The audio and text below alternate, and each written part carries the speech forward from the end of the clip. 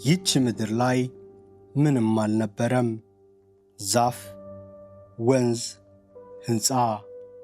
ዛሬ ግን የዓለማችን ረጅሙ ሕንፃ የያዘች ከተማ ሆናለች።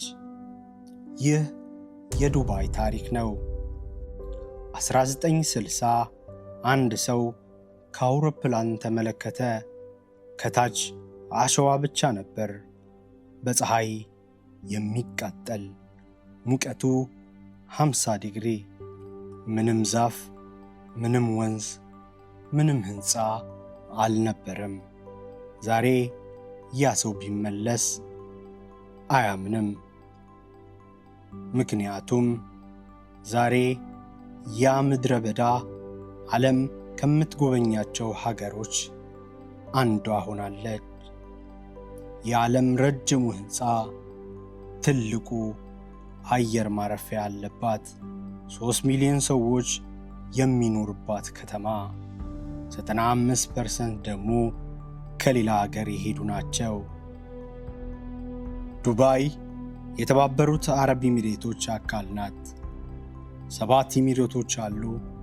ዱባይ ትልቋ ከተማ ናት። አቡዳቢ ደግሞ ዋና ከተማ ናት። ዱባይ በፋርሲ ባሕረ ሰላጤ ዳርቻ ትገኛለች። ከሳውዲ አረቢያ፣ ከኦማን፣ ከኢራን ጎን። ሙቀቱ ዓመቱን ሙሉ ከፍተኛ ነው። በበጋ 50 ዲግሪ ሴልሺየስ ይደርሳል። ዝናብ በዓመት ከ10 ቀናት አይበልጥም።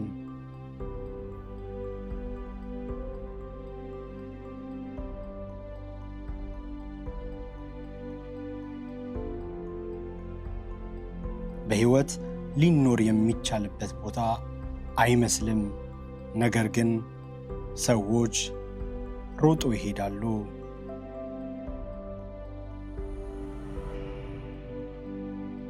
የዱባይ ጎዳናዎች በዓለም ሌላ ቦታ አይታዩም። ላምበርጊኒ፣ ፌራሪ፣ ቤንትሊ፣ የፖሊስ ፓትሮሎች እንኳን ቡጋቲ ናቸው።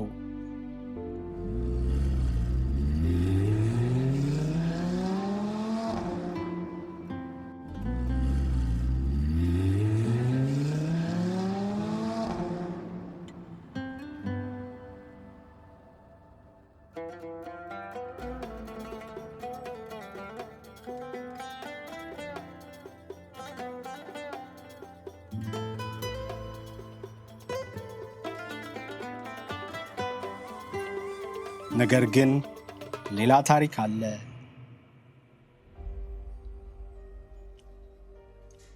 ይህ ሀብት ለሁሉም አይደለም።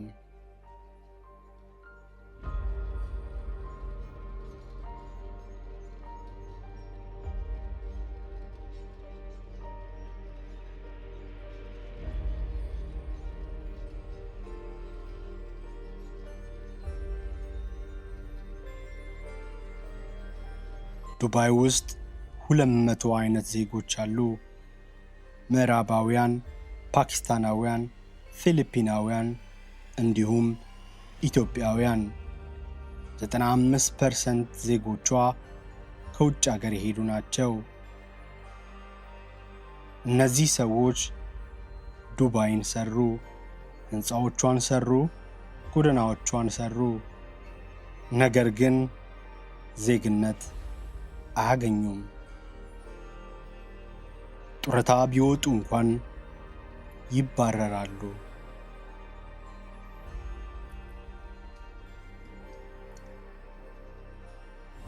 በ1966 ዱባይ ነዳጅ አገኘች። ገዢው ሼህ ራሺድ ወዲያውኑ ተረዳ። ይህ ነዳጅ ለዘላለም አይቆይም። ስለዚህ ለነዳጅ ሳይሆን ለሌላ ልንዘጋጅ ይገባል። ይህ ውሳኔ ዱባይን ቀየረ። አየር ማረፊያ ሰሩ፣ ትልቅ ወደብ ሰሩ በዓለም ትልቅ፣ ሆቴሎች ሰሩ 7 ኮከብ፣ ቀረጥን ሰረዙ ኩባንያዎች ሮጠው መጡ። ዛሬ ዱባይ ትርፏ ከነዳጅ 1% ብቻ ነው። 99%ቱ ቱሪዝም፣ ንግድ እንዲሁም ሪል ስቴት። ይህ ተአምሩ ነው። ነዳጅ አለቀ፣ ዱባይ ግን አልቆመችም።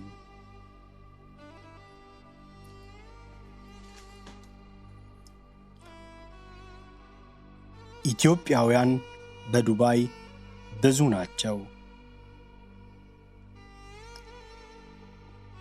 ቀጥተኛ በረራ ከአዲስ አበባ ዱባይ በ3 ሰዓት ብቻ ይደረሳል።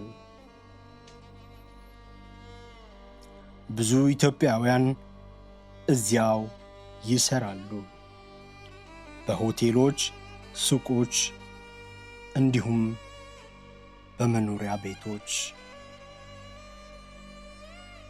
ዱባይ ኢትዮጵያን ትጎበኛለች። ቱሪስቶቿ ኢትዮጵያ ዱባይን ትጎበኛለች። ሰራተኞቿ። ይህ ልዩነት ያሳስባል። ዱባይ ምድረ በዳ ነበረች፣ ሀብታም ሆነች። ኢትዮጵያ ለምለም መሬት አላት፣ ለምን ሀብታም አይደለችም? ጥያቄው ቀላል ነው፣ መልሱ ግን ድፍረት ይፈልጋል።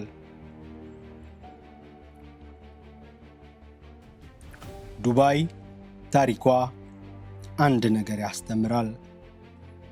ሀብት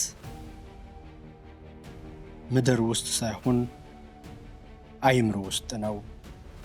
ሼህ ራሺድ አንድ ቀን ተናግረው ነበር፣ አባቴ ግመል ይጋልብ ነበር፣ እኔ መኪና ጋልባለሁ፣ ልጄ አውሮፕላን ይጋልብ ይሆናል፣ የልጅ ልጄ ደግሞ ግመል ይጋልብ ይሆናል።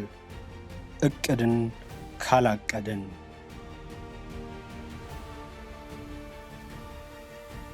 ዱባይ አቀደች።